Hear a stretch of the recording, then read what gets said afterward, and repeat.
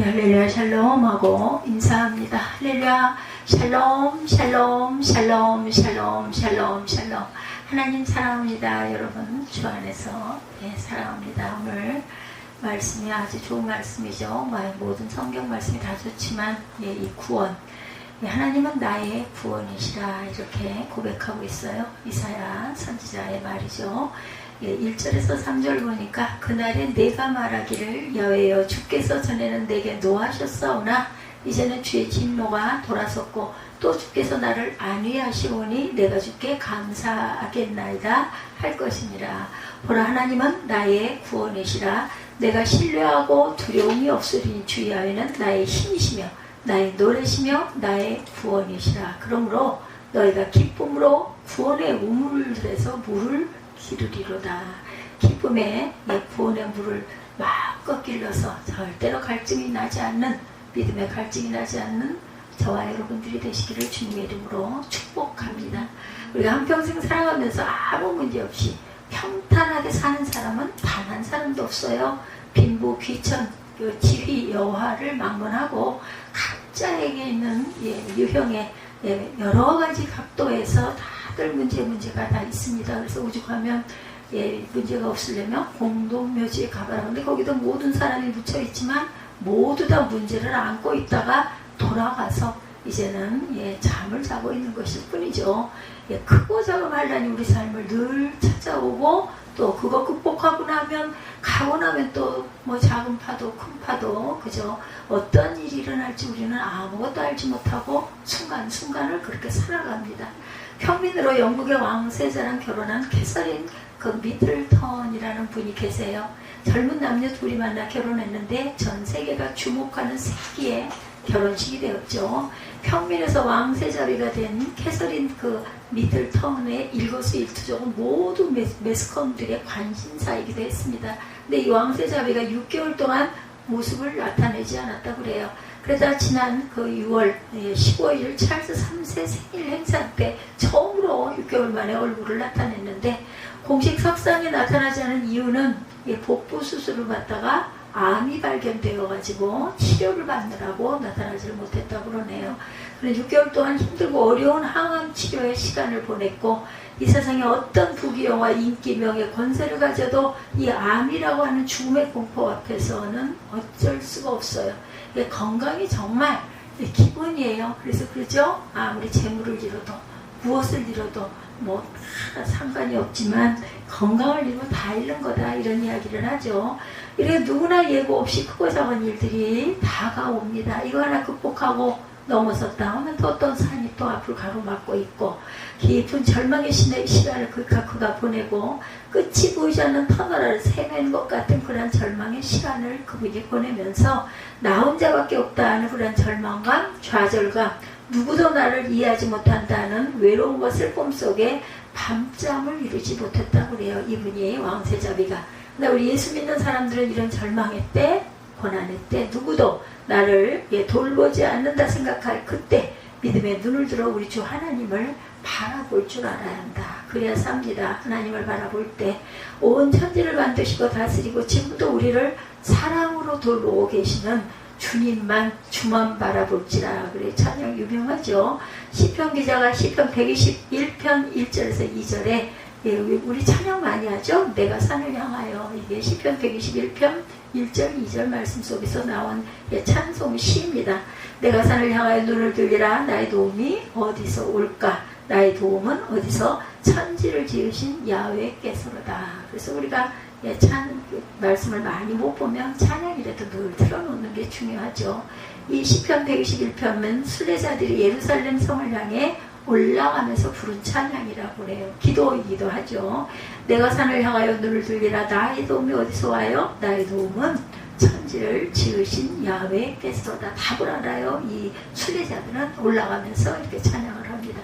수많은 산에 둘러싸인 것처럼 절망의 산들이 나를 둘러싸는 고통과 괴로움 가운데 있을 때 내가 산을 바라볼 때 어디에서도 희망이 발견되지 않지만 우리가 눈을 높이 들어서 우리 주 하나님을 바라볼 때 주님이 주신 은혜가 있습니다. 평안함이 있고 위로가 있다라는 것. 탄식을 하며 절망의 자리에 처했을 때 우리를 건져주시는 하나님을 향해서 감사와 찬양과 영광을 돌릴 줄 아는 저와 여러분들이 되시기 바랍니다. 그래서 찬양을 열심히 따라 부르거나 마음으로 묵상하고 나면 마음이 환하게 밝아지죠. 용기가 솟습니다. 힘이 솟아요. 첫 번째, 우리가 주께 감사할 줄 알아야 되겠다. 주께 감사하라고 말씀하죠. 12장 1절에 그날에 내가 말하기를 야훼 주께서 전에는 내게 노하셨사오나 이제는 주의 진노가 돌아섰고 또 주께서 나를 안위하시오니 내가 주께 감사하겠나이다 할 것이니라 이렇게 말하고 계셔요. 주께서 나를 안위하시오니 내가 주께 감사하나이다. 이 마음이 늘 여러분 마음 안에 있으시기 바랍니다. 과거에 내가 주 가운데 있을 때 잠시 하나님께서 진노하셨지만 내가 회개하고 돌이켜 주께 나아갔을 때 주께서는 나를 긍휼히 불쌍히 보시고 품어주시고 내 죄와 허물을 용서해 주시고 마음의 위로와 평화를 주셨기 때문에 주님 감사합니다. 이 기도 하게 되면 여러분들 마음에 울컥 감사의 눈물이 솟지 않습니까? 너무나 감사해서 하나님의 은혜가 없었다면 내가 어떻게 되어 있을까? 저는 늘 매일 생각합니다. 우리 주님은 참으로 좋으신 주님이세요. 부모가 자녀에 내리는 사랑한다고 하는데 하나님은 우리를 그렇게 사랑하고 계신다. 부모가 자녀를 생각할 때 그죠? 가끔 섭섭하고 괘씸한 생각이 들어도 또 돌이키면 아이고 이거 누가 잘 먹는 건데 아이고 이거 누가 좋아하는 모양인데 이거 좀 어떻게 해서 좀 나눠서 주고 싶다. 이런 마음이 부모 마음에 누구에게나 있습니다. 그래서 그렇게 하나님은 우리를 저와 여러분을 사랑하신다는 것, 독생자 예수님을 십자가에 달려 죽기까지 우리를 사랑하셔서 이렇게 희생을 시키셨어요. 그 사랑에 하나님께 늘 감사하고 감사하고 뭐 아무리 감사해도 부족할 것이 없는 하나님은 이렇게 사랑의 하나님이시고 용서의 하나님이시고 또한 치료의 하나님이시죠. 또한 회복시키시는 하나님, 상처 입은 영혼을 그의 품에 안아주십니다. 근데 하나님을 인정하는 자들에게 우리가 육체적인 그 아픔, 육체적인 질병뿐만이 아니라 요즘에는 정말 정신적인 질환들이 너무나 많죠. 시편 34편 18, 9절입니다. 야훼는 마음이 상한 자를 가까이 하시고 중심으로 통회하는 자를 구원하시는도다. 의인은 고난이 많으나 야훼께서 그의 모든 고난에서 건지시는도다. 아멘. 우리를 고난에서 건져주시는 놀라운 하나님의 은혜에 늘 감사하고 또 감사하고 감사하시기 바랍니다. 이사야 12장 4절이죠. 그날에 너희가 또 말하기를 야훼께 감사하라. 그의 이름을 부르며 그의 행하심을 만국 중에 선포하며 그 이름을 높여라. 높다 하라. 하나님 우리가 드리는 감사의 제사를 늘 기쁘게 받으세요. 시편 50편 23절 잘 하시는 말씀이죠. 감사로 제사를 드리는 자가 나를 영화롭게 하나니. 이것도 찬송으로 우리가 많이 부릅니다. 그 행위를 옳게 하는 자에게 내가 하나님의 구원을 보이리라. 우리가 감사로 나갈 때 하나님께서 우리에게 놀라운 구원의 은혜를 베풀어 주신다. 하나님 우리를 절망에서 구원해 주시고 상처를 치료해 주시고 우리의 모든 문제를 해결해 주시는 참으로 좋으신 하나님. 중요한 건 그의 때를 모르기 때문에 우리는 포기하지 말고 끝까지 기도하셔야 된다는 거죠. 두 번째, 하나님은 나의 구원이시라. 첫 번째 주께 감사하면 하나님께서 나의 구원으로 나를 건져주신 하나님이다. 하나님 우리를 구원자 되세요. 이사야 12장 2절이죠. 보라 하나님은 나의 구원이시라. 내가 신뢰하고 두려움이 없으리니 주 야훼는 나의 힘이시며 나의 노래시며 나의 구원이십니다. 하나님이 나의 구원자가 되세요. 모든 절망적인 상황에서 슬프고 괴롭고 힘들고 어려운 상황에서도 우리를 건져주신다. 우리를 환난할 때 지켜주시고 보호해주세요. 그래서 우리는 환난 가운데 우리를 지키시고 보호해주시는 하나님 앞에 늘 부르짖어 기도해야 합니다. 뭐 소리를 내서 하는 것만이 부르짖는 거 아니에요. 간절하게 마음으로 소원하면서 묵상으로 기도를 해도 운전을 할 때든 무엇을 할 때든 뭐 주방에서 일을 할 때든 마음으로 내 소원을 가지고 주님 앞에 항상 부르짖으시기 바랍니다. 집중해서 열심히 하는 것이 부르짖음이에요. 시편 50편 15절에 환난 날에 나를 부르라. 내가 너를 건지리니 내가 나를 영화롭게 할 것이다. 너를 건지면 네가 나에게 나를 영화롭게 하리로다. 이렇게 말씀하세요.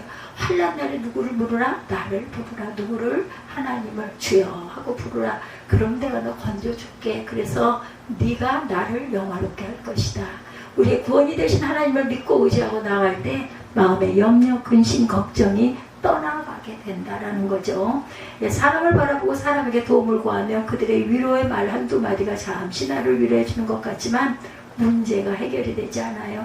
도리어 더 깊은 외로움 속에 뭐 어떻게 누가 옆에서 계속해서 나랑 붙어 있을 수는 없어요. 부부래도 마찬가지, 자녀도 마찬가지, 또 거실에도 마찬가지입니다. 중요한 건 하나님과 나와 적붙어 있는 것이 중요하다. 아니 포도나무에 가지가 붙어 있어야 열매를 맺지 않습니까? 똑같다라는 거죠. 사랑의 마음이 참 묘해서 무슨 문제가 생기면 정말 하늘이 무너질 것 같아 절망하면서도 옆에 사람이 그런 상황을 당하면 눈도 깜짝 안 하고 뭐 그런 것 정도 가지고 그래 이렇게 얘기하기가 쉽습니다. 이런 것이 우리 사람들의 마음이다. 이 마음을 주님만이 아신다. 주님을 믿고 의지하고 나아갈 때 주께서 내 마음의 염려, 근심, 걱정이 사라지게 만들어 주신다. 이스라엘 백성이 430년 동안 애굽에서 종살이 하다가 해방되어 나아갈 때 그 앞에 홍해가 가로막고 있었죠. 뒤에는 바로의 군대가 쫓아옵니다. 이스라엘 백성이 심히 두려워 떨며 원망과 불평을 쏟아놓죠. 뭐라고 그래요? 거기 있었으면 좋았을걸. 광야에서 이제 이래가지고 우리는 홍해 바다에 다 수장되지 않겠냐. 이제는 죽었다. 얼마나 절망적이었겠어요. 출애굽기 14장 13, 4절입니다. 모세가 백성에게 이르되 너희는 두려워하지 말고 가만히 있어서 야훼께서 오늘 너희를 위하여 행하시는 구원을 보라. 너희가 오늘 본 애굽 사람을 영원히 다시 보지 아니하리라. 야훼께서 너희를 위하여 싸우시리니 너희는 가만히 있을지니라. 모세는 지팡이만 내밀었을 뿐이고 물이 갈라져서 홍해 바다를 땅처럼 건너고 뒤에 쫓아오는 애국군들은 들어오자마자 수장을 당해서 몰살이 되게 하시는 하나님의 은혜. 하나님이 우리를 대신해 싸워주신 것이죠. 하나님이 모세에게 명령하십니다. 너는 지팡이를 손에 잡고 손을 내밀어 홍해를 갈라지게 하라. 손을 내밀 때 홍해가 쫙 갈라집니다. 그래서 이스라엘 백성이 그 홍해 사이를 육지처럼 지나갔고 하나님은 지금도 홍해 가운데 길을 여시는 기적의 하나님이시라는 것. 근데 바로 그 뒤에 바로의 군대가 쫓아오잖아요. 그래서 다시 합쳐지게 하심으로 말미암아 그들을 홍해에 수장시키시고 악의 세력을 멸하셨어요. 하나님은 기적의 하나님, 축복의 하나님, 능력의 하나님. 그는 나를 구원하셨네. 찬양이죠. 찬양을 가까이 하시기 바랍니다. 그래서 이 놀라운 광경을 보고 이스라엘 백성이 하나님을 찬양했죠. 출애굽기 15장 2절에 야훼는 나의 힘이여 노래시며 나의 구원이시로다. 그는 나의 하나님이시 내가 그를 찬송할 것이요 내 아버지의 하나님이시 내가 그를 높이리이다.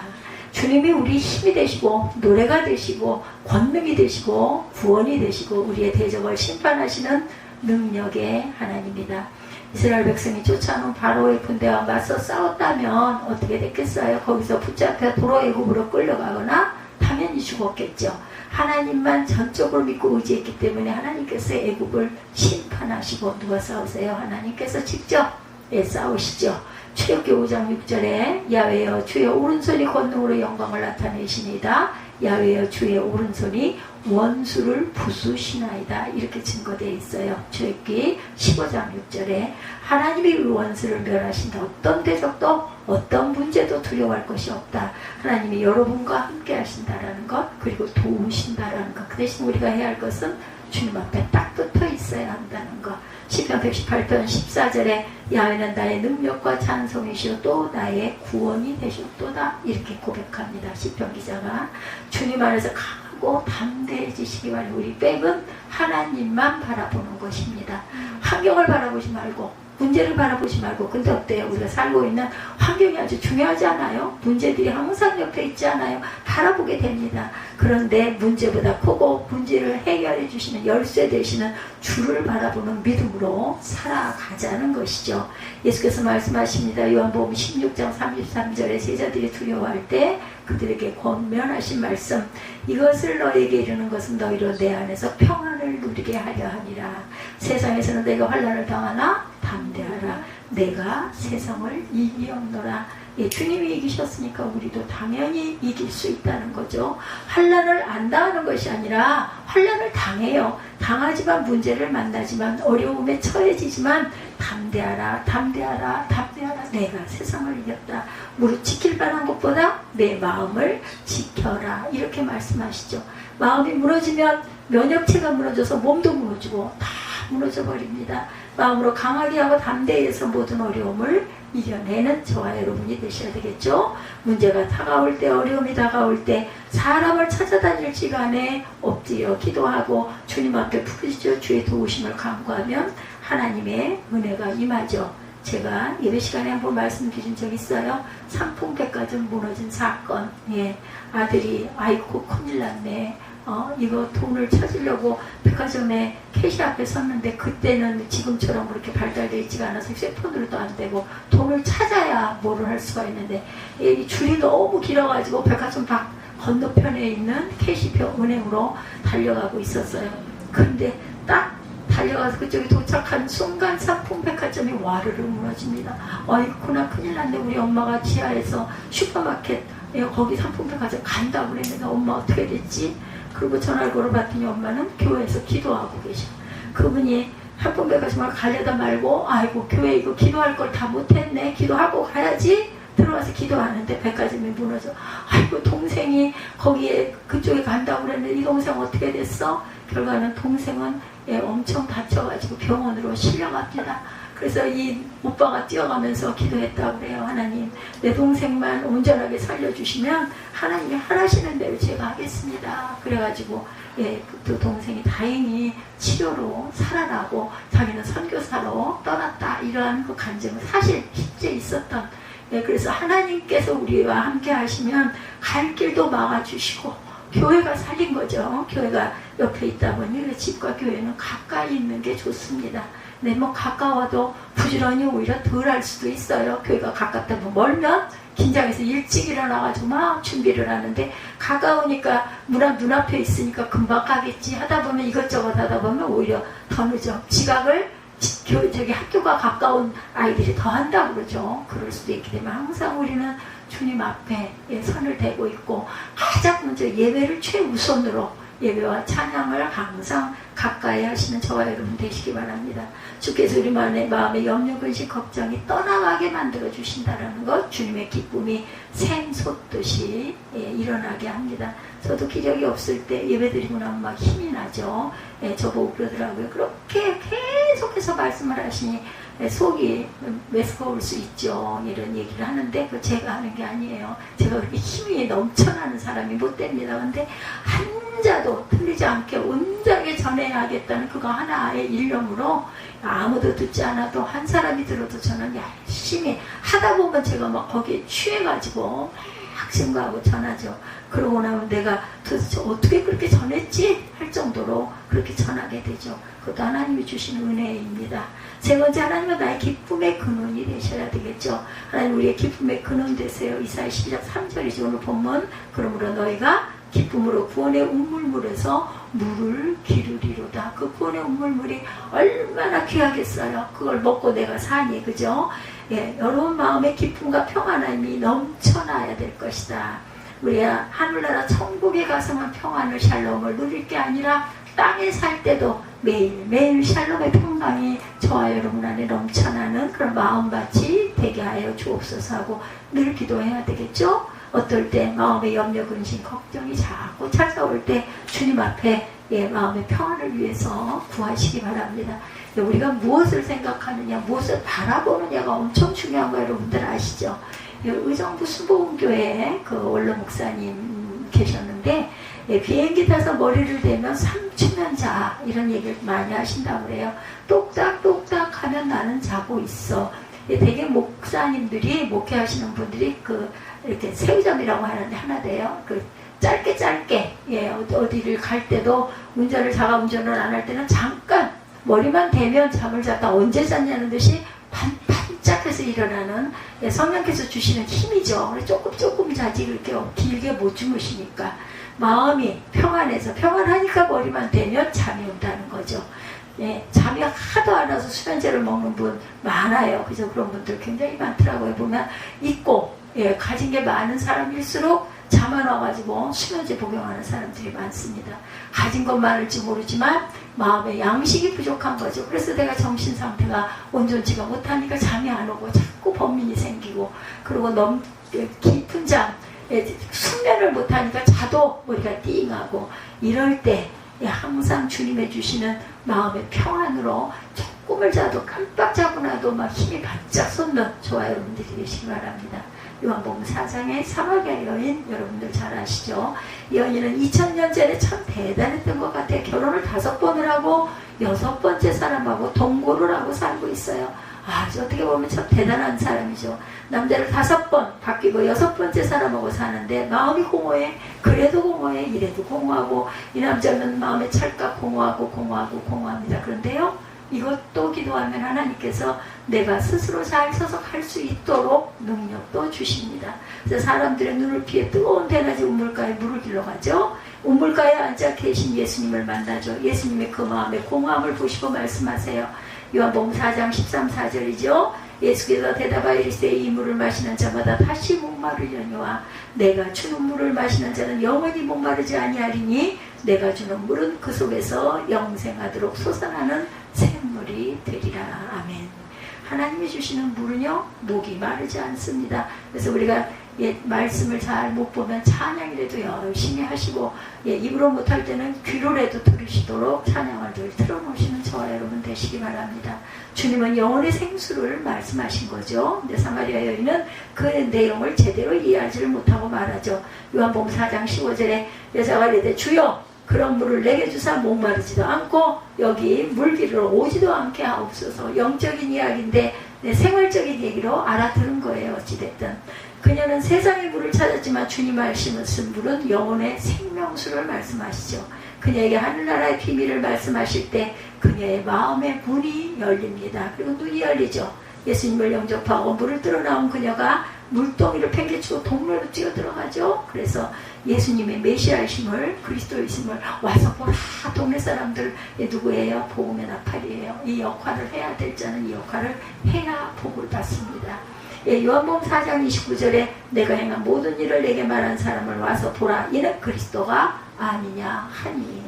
이 여인이 변화가 됐어. 남자에게만 의지해가지고 이 남자도 아니고 저 남자도 아니고 6번째 남자하고 살아도 마음이 허전했는데 그만 예수님이 주시는 생명의 생수를 받는 순간 눈이 열린 거죠. 그래서 동네로 뛰어들어가서 막 사람들을 동원해서 데리고 오죠.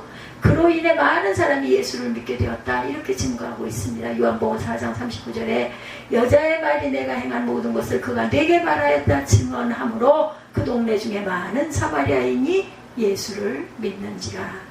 예수님께서 그녀의 마음에 영혼의 생수가 흘러 넘쳐나게 해주셨다라는 것. 이 이상 우리가 무엇을 가져도 마음의 갈급함을 채울 수가 없다. 주님이 주시는 영혼의 생수, 이것만큼 귀한 게 없습니다. 그래서 믿지 않는 사람들이 알코올 중독에 빠지고 마약 중독에 빠져요. 도박 중독에 빠지고 요즘엔 또 게임 중독에 빠지죠. 네, 정말 안타깝습니다. 그러나 그것들은 영혼을 공허하게 하고 황폐하게 할 뿐이다. 예수님만이 우리 영혼의 생수가 넘쳐나게 만드시는 분이라는 거, 예수를 믿을 때 예수님의 은혜가 우리에게 임하면 성령께서 인도해서 내 마음의 영혼의 생수가, 기쁨의 생수가 흘러 넘쳐나도록 해주신다라는 것. 성령으로 충만하게 되면 내 마음의 염려, 근심이 떠나가고 성령의 생수가 흘러 넘쳐나서 우리 마음의 기쁨과 평안함이 넘치게 만들어주세요.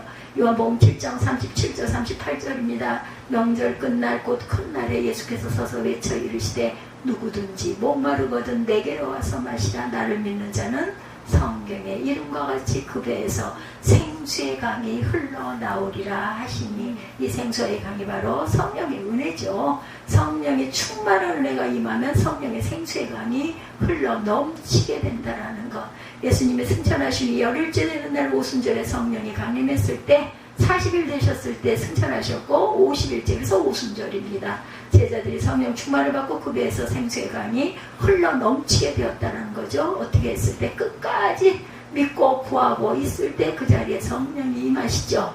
사도행전 2장 1절과 4절입니다. 오순절날이 이미 이름에 그들이 다 같이 한 곳에 모였더니 그들이 다 성령의 충만함을 받고 성령이 말하게 하심을 따라 다른 언어들로 말하기를 시작하니라. 방언이 온 거죠. 성령의 충만함을 받게 됐어요. 그래서 구원의 기쁨이 차고 넘쳐났다라는 것입니다. 그래서 어땠어요? 막 그냥 아까워하지 않고 가진 것들을 다 서로 나누죠. 누가 하라고 하지도 않았는데 막 그죠? 전부 다 팔아가지고 어려운 사람을 막 도와주고 이런 은혜와 기쁨이 있었다는 거죠. 세상의 것을 아무리 가져도 우리의 갈급함을 채울 수는 없어요.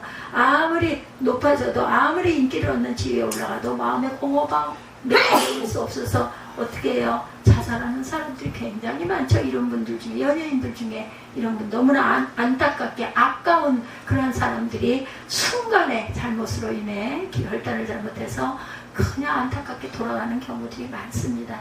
오직 예수님만이 우리 마음에 참된 영혼의 만족감을 가져다 주신다라는 거. 그렇게 돌아가고 나면 천국이 있습니까? 없죠. 예, 절대로 자살한 사람은 천국에 갈 수가 없어요. 왜냐하면 자기 자신이 하나님 주신 생명을 죽였기 때문에 우리는 천국을 갈 수가 없다.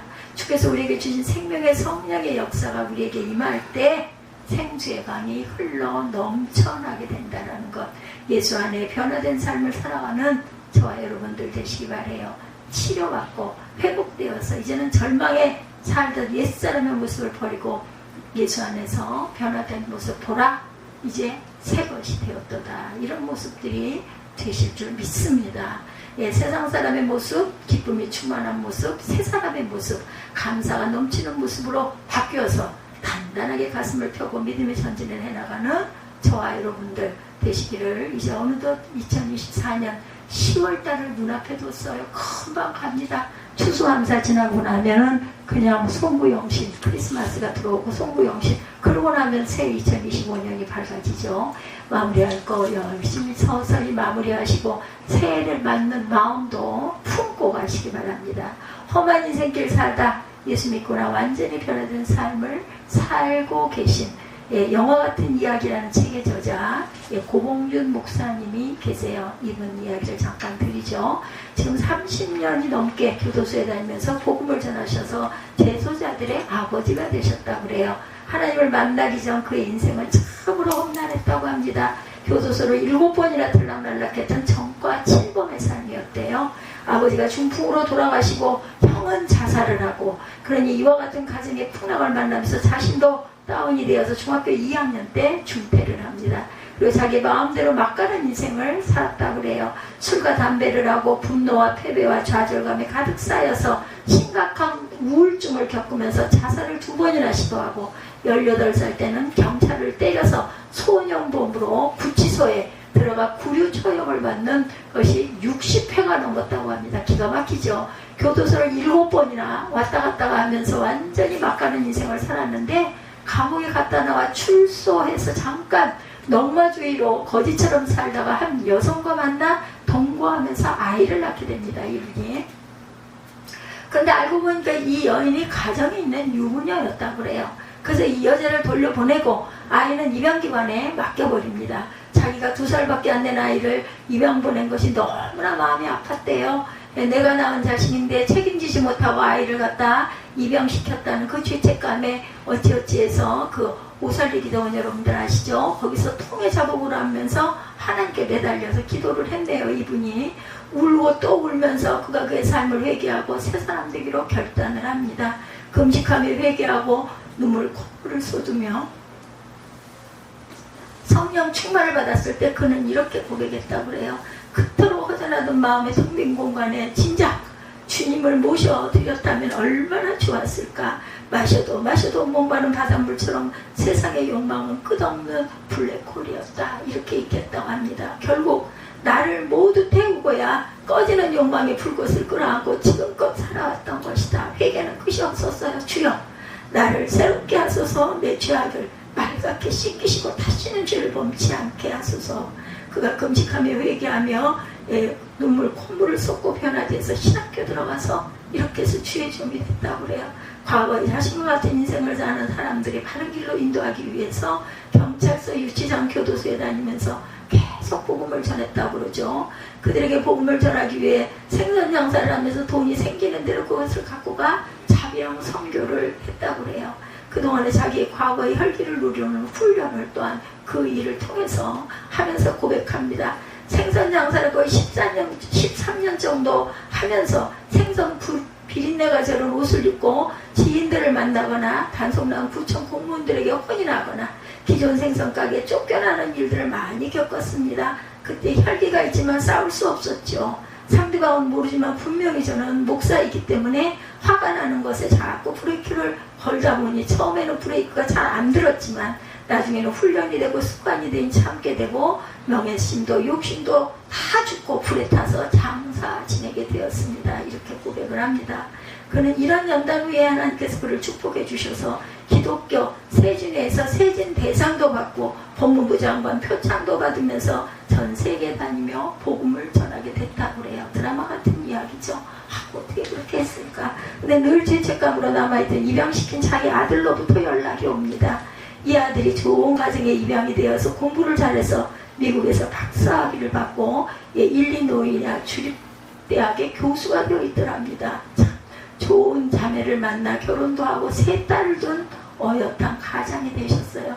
근데 더 중요한 건 그 아들도 미국에서 예수님을 만났고 그 아들이 예수님을 만나고 난 다음 아버지를 찾은 거예요. 아들이 나를 버리고 미국에 입양시킨 아빠는 어떻게 지내는가.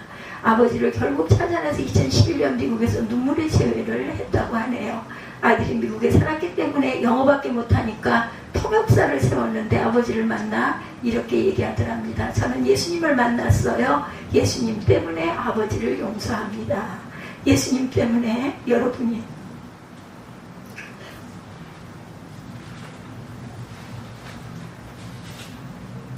용서하지 못한 사람들을 용서하시기 바랍니다. 자기를 버리는 아버지도 용서한 아들처럼 여러분을 괴롭히고 상처 입은 사람들에게 다 용서하셔서 그랬을 때 그 용서할 수 없는 사람을 용서하는 것이 주님의 사랑이라는 것. 여러분들 혹시 마음에 상처가 있으시니까 마음속에 누군가를 용서하지 못한 마음이 있으니까 용서하시면 하나님께서는 선물로 정말 평안한 마음을 주세요. 우리가 알거니와 하나님을 사랑하는 자 곧 그의 뜻대로 부르심을 입은 자들의 모든 것이 합력하여 선을 이루느니라. 여러분들 아시죠? 로마서 8장 28절.